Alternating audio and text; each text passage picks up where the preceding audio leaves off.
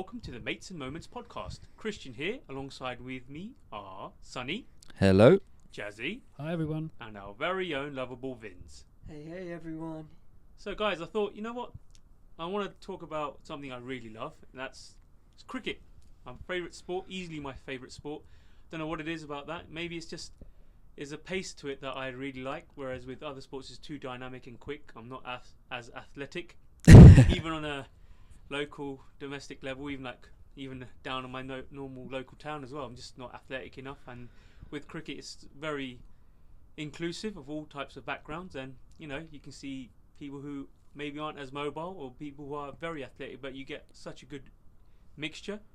And yeah, just thought, I remember watching the 1992 World Cup. I was very, very young, but it probably shows my age a bit, but it just captured my imagination. And then continually watching it, it's like I learned more about maths, or learning how to divide, get the economy rates, or looking at strike rates. I mean, it's a bit nerdy. Jazzy's giving me that raised eyebrow. Yeah, that's a bit strange. Oh yeah, it made me influence my maths.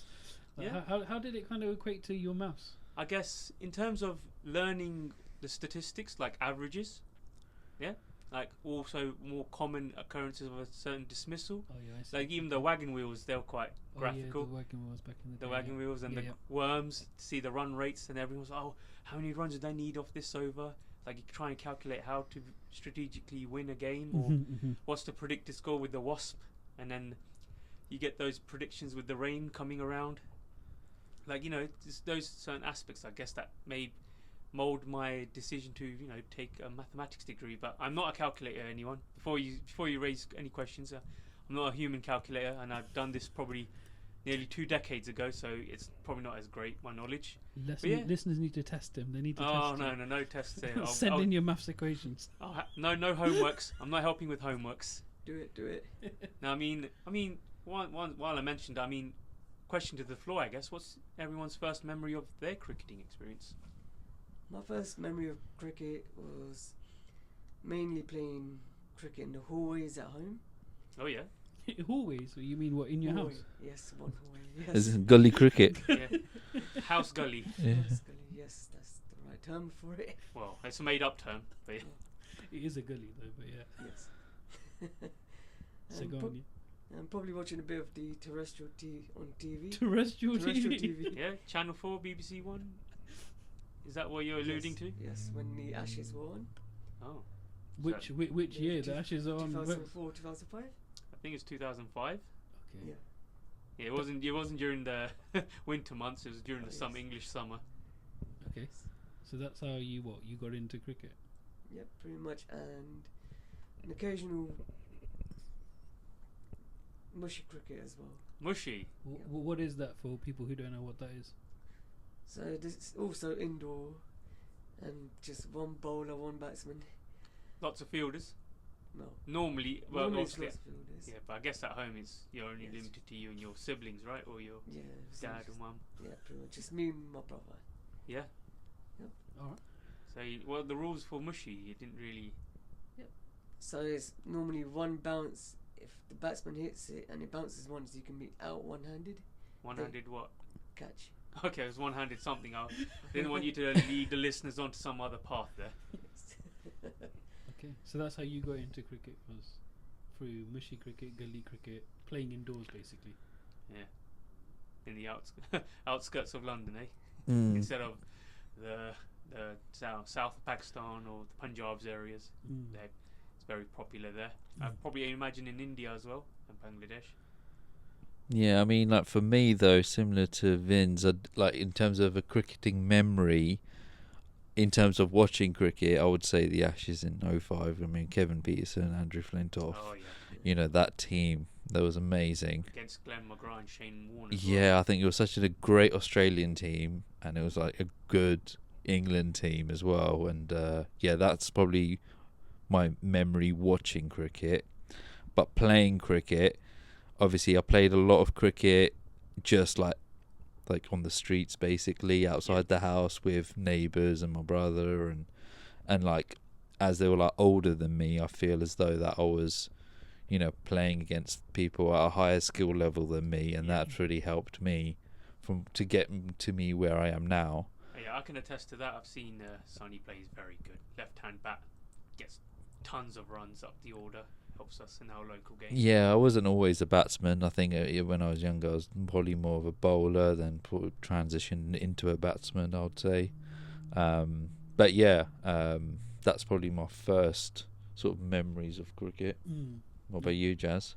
I guess mine are very similar to yours, Sonny. Really, playing wise, was playing a lot in the streets with my friends, with my brother, playing in school as well. Like, we used to play at playtime, on the playground with our legs as the bat, and playing with the tennis ball, drawing up with a chalk on the wall as your wickets, and then kind of playing. So like those are kind of early kind of playing memories, I guess, from that. And again, a bit like Sonny, was a bowler predominantly, but who could bat and who could potentially bat quite well, really. So I enjoyed doing both of those elements. And in terms of watching cricket, I think obviously the Ashes series was so iconic, and I really enjoyed that. But I think the other thing that really stood out for me, and I remember I woke up super early to watch the game as well, and that was India-Pakistan, when India came to Pakistan and when Dhoni came to Pakistan.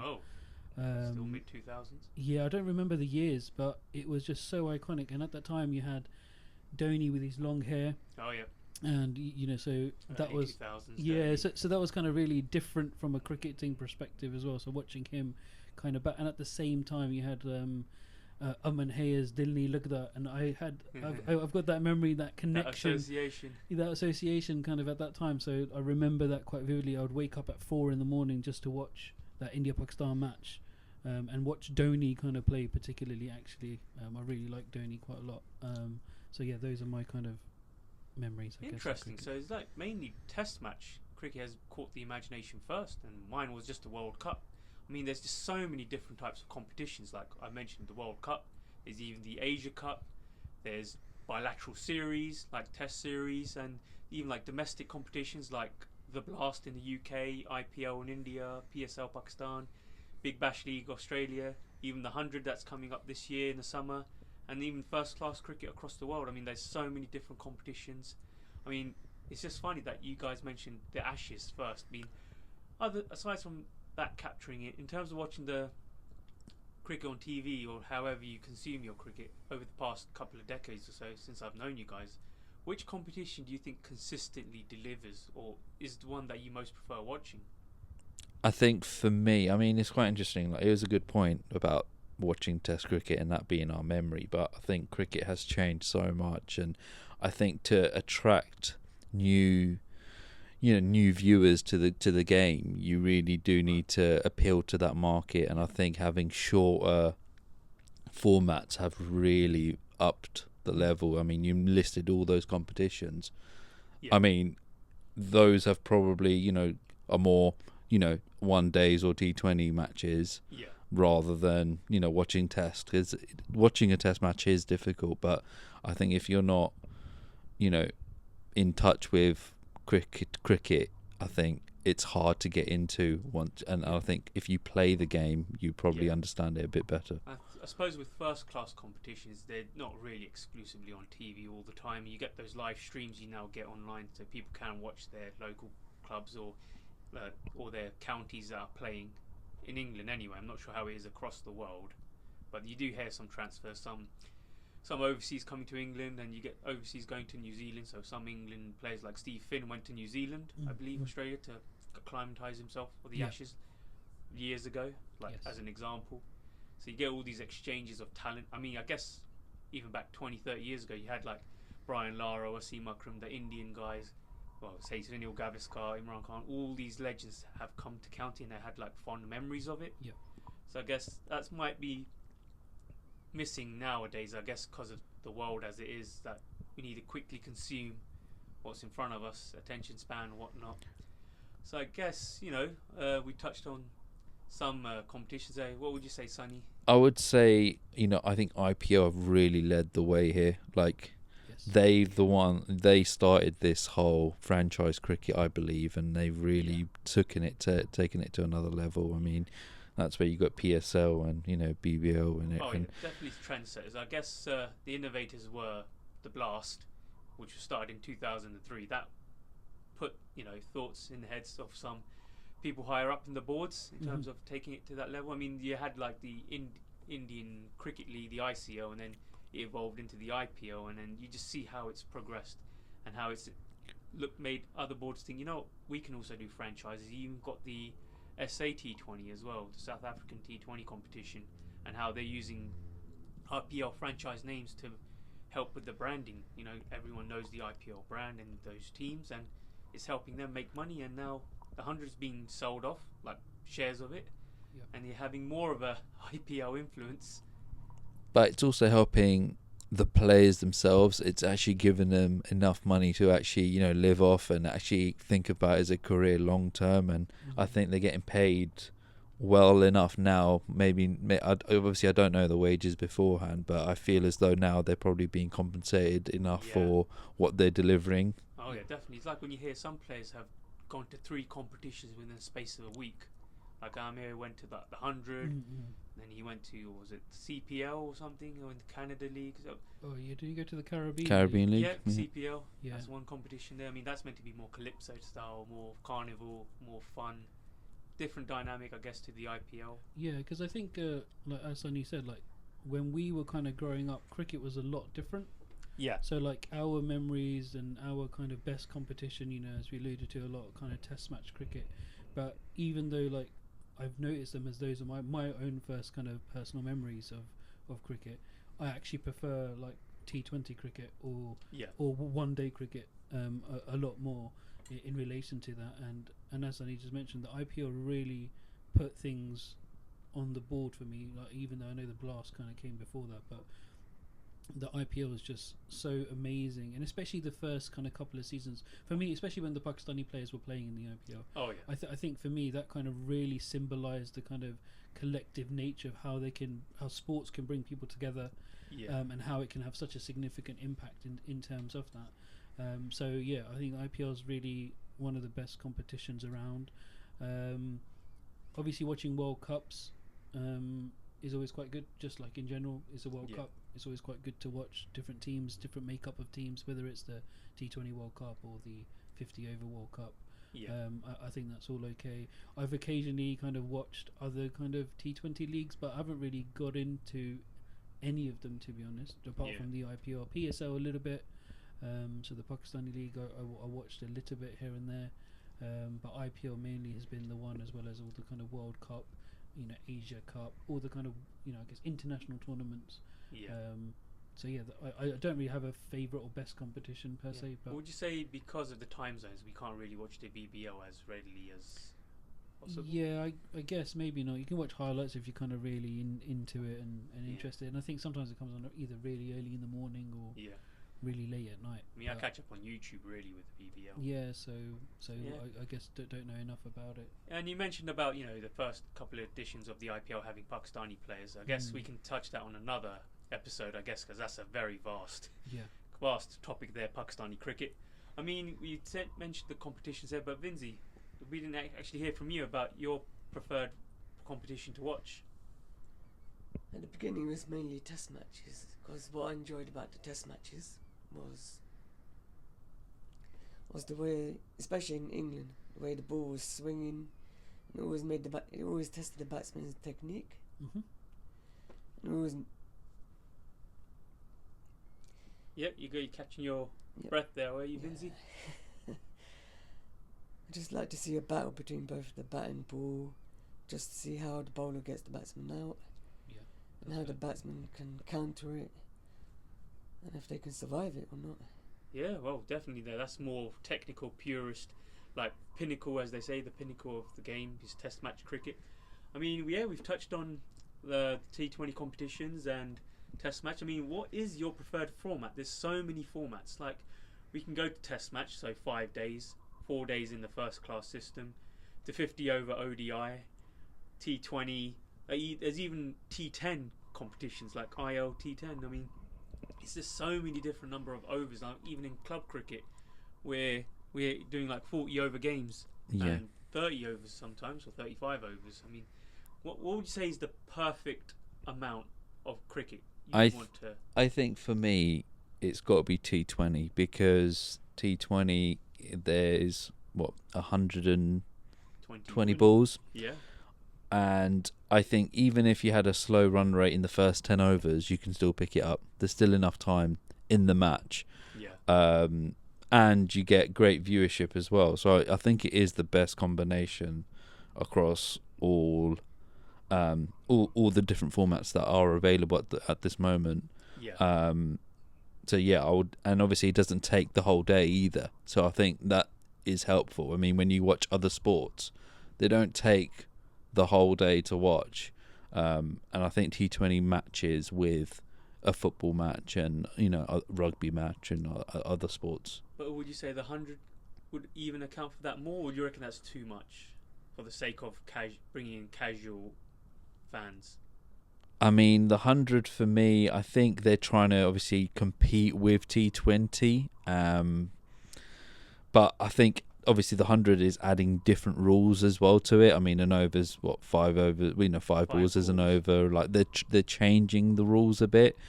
I don't really like that. I like the consistency of keeping those rules. So I would tend towards the T20 match. That's fair enough. Yeah, I feel like there was a good idea there. Okay, well, let's try and make it even more condensed. But then when you add these different rules, like you can have 5 balls a set, they call it, and you can have the option to bowl 10 in a row, and then you're still using these like terminologies. They've coined these different phrases from cricket anyway, so you're still kind of alienating those views. So I think it was a good idea, but I don't think the execution was there, and then we'll see how it goes in the next few years after this whole deal that's happened with all these owners that have taken their 49% share. You got something to say, Vincey? I think the main idea from the ECB was to try to bridge the male and the female cricket team more together. Well, they're playing with each other, amongst each other, or just like the fact that they have exclusive platform to show women's and men's cricket? Essentially, as in they're doing it together, just so it keeps more viewership on both of them at the same time. So you reckon there's a nice chunk of audiences that want to watch women's cricket? I suppose, the fact that they show, I think, it's been a while since I last saw the 100. Well, it was last year, right? Yeah. So was it kind of like made up to split the investment into men's cricket as well as women's cricket, so that women's game is as accessible to the audiences as well as the men's game? Is that what they kind of set it up for? Yeah, I think so. Is that what you're alluding to? Yeah. Yeah, I think it's definitely benefited the women's side of the competition. The 100 is giving them that accessibility. People can see that. I mean, I reckon the 100 is definitely beneficial for the women's game. I mean, maybe for the men's, I don't think they treat it as seriously. That's the impression I get, because there's so many franchises across the world and there's so many overlaps and windows of playing these competitions. I think the women definitely benefit from it, I reckon. And I actually see children now wearing these different shirts, and you see a lot more girls now playing and learning which is the trade. I mean, like, there's so many competitions, and I guess there's so many nice grounds to visit. I mean, do you guys even have a cricket bucket list of some sorts? For me, I think I'd just love to see more games. I mean, I don't really get to watch games live or in person, so I think go visiting, Lords or the Oval or something like that would be amazing. But because I think when I look at cricket or when I watch it, I look at it technically rather than like the score or the result. I mean, they're playing at such a high level. Yeah. It's hard to like implement that into our game, I think, when we're playing for ourselves, but it's just trying to pick up tips and the way they go about things, I think we can learn from. But yeah, I think I look at it more of a technical aspect of watching the game. Yeah, I would love to experience watching. Well, if I had a lot more time on my hands, maybe a test match, maybe not just Lords, maybe the MCG, SCG, somewhere in Australia. Oh yeah, wow. And just see how cricket is played across the world. Really, just see some sort of countries, maybe the Caribbean. Oh yeah, that would be great. Yeah, I mean, what do you think, Vinzi? I think South Africa would be a good one as well. Yeah. Oh yeah, definitely. The Wanderers, Newlands. Yeah, the greenery there. Yeah, where would you want to go on a lads' holiday, Jazzy, if it was something where there's a bit of cricket to be played? Oh, that's a tough question, really. But yeah, South Africa's a really good shout. West Indies is a really good shout. Probably leaning more towards South Africa. South Africa's really nice. Yeah. In terms of watching cricket, but in terms of like bucket list and things, yeah, watching more cricket games like live. Yeah. Like we've seen lots together, I guess. Like we watched and we've played together and things, but we haven't like watched live games together. Yeah, probably T20, right? Yeah, it's going to be most T20 because obviously, I think I mentioned it when I mentioned the best competition. Like T20 cricket for me is probably the way forward, and I do still think that there is a skill of bat and ball within that. Even though it probably favours batsmen, more heavily nowadays than it does bowlers, but there is a skill of how do you manage that. For example, like Bumrah is a good example of being he's with the ball. All formats. Yeah, so clearly there's something there, but yeah, in terms of bucket list, just watching more games together, continue playing what we need to do, and yeah, if we can travel to a different country to watch a game, why not? Yeah, I think South Africa looks to be quite popular here amongst us. I mean, we would like to hear your opinions as well, listeners, about cricket bucket lists, I guess. And so we've got still a bit of interesting competition. I mean, the Champions Trophy has. Oh, you wanted to say something, Vince? Yes, for my bucket list, I think I'm going to third in terms of going to more games. But one thing I want to add is I want to take stadium catch. And actually cross over the boundary and take a catch. Well, I don't know how that's going to happen, though. Yeah, you've got to find the best seats. Is that what, mid-wicket area? Straight down the ground. Straight down the ground. Can't go in front of the side screen, but yeah. No, that's a good one there, Vince. Yeah, and the other thing I was going to say about bucket lists as well, like we've kind of like said a lot of bucket lists, like in terms of watching cricket, whatever. But what about like our own personal bucket list of like playing stuff? Oh, I know Vince has got a bucket list there.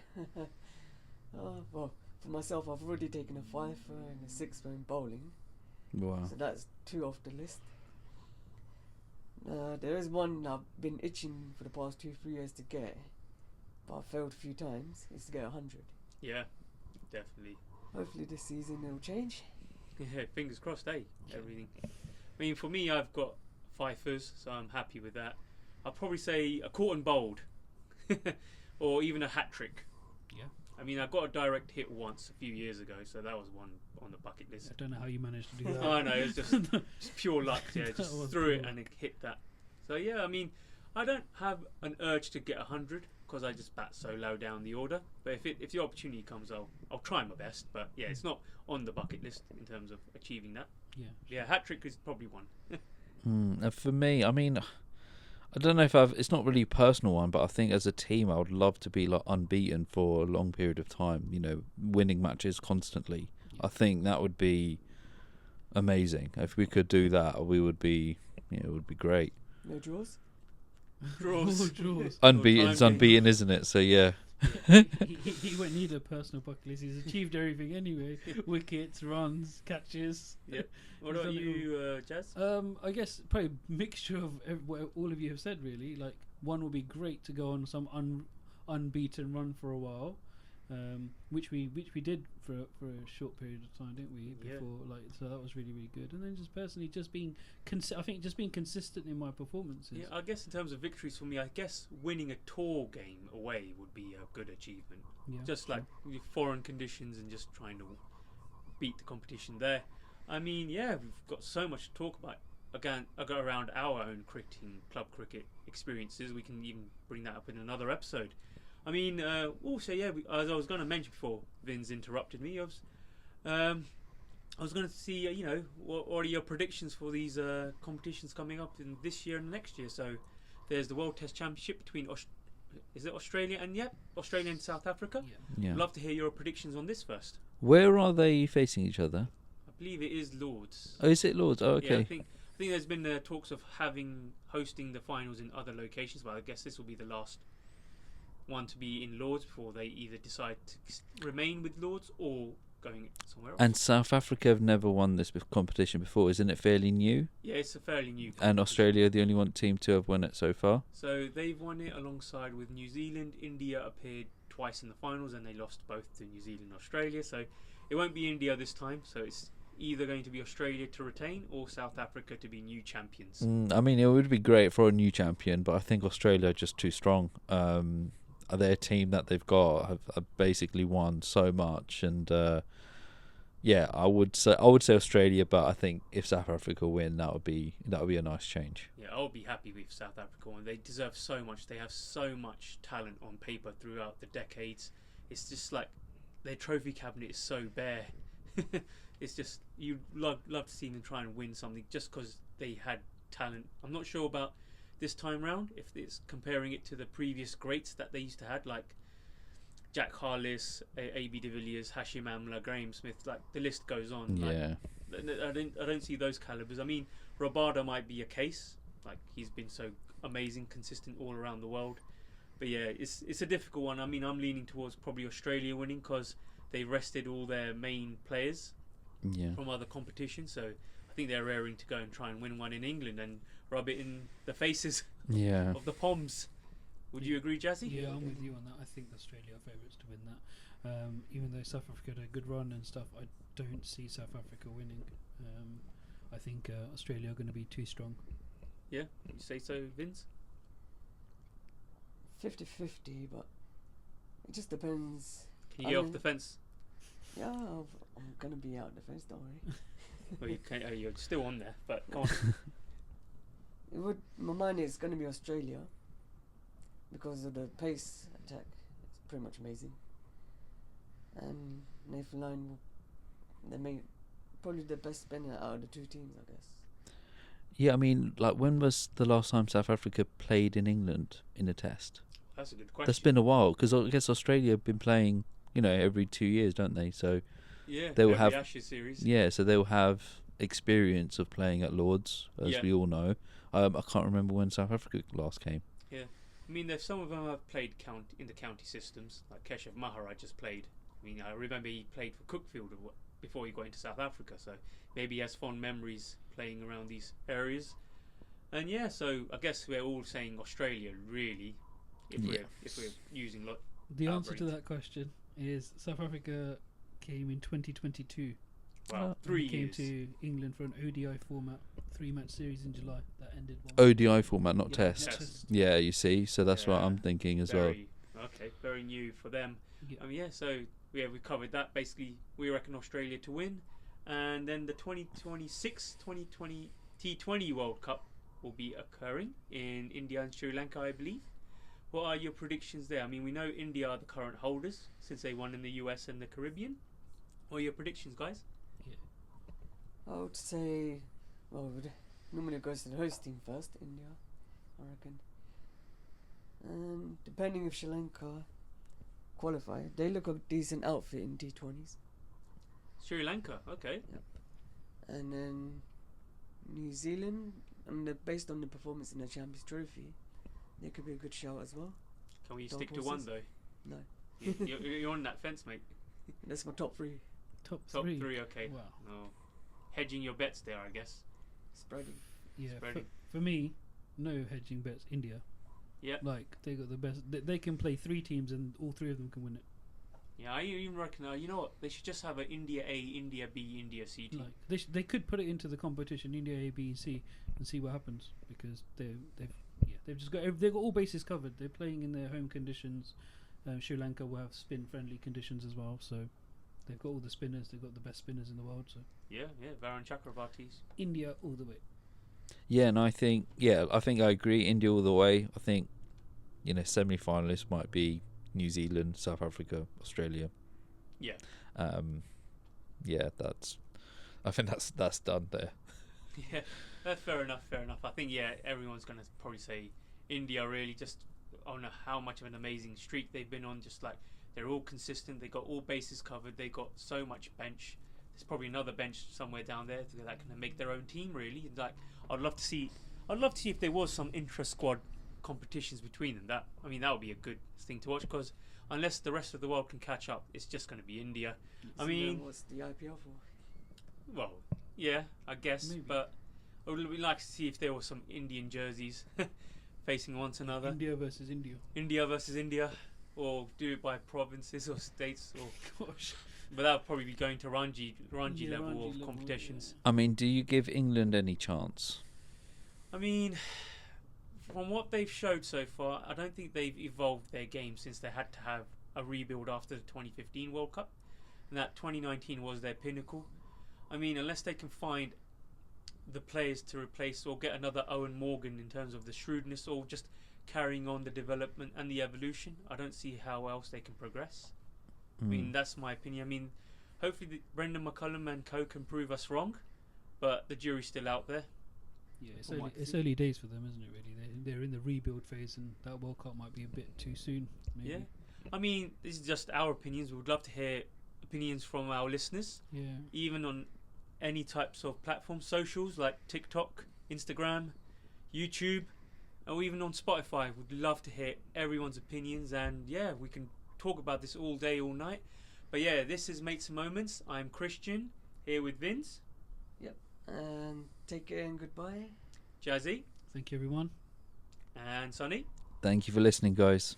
Take care, everyone. Goodbye. Go.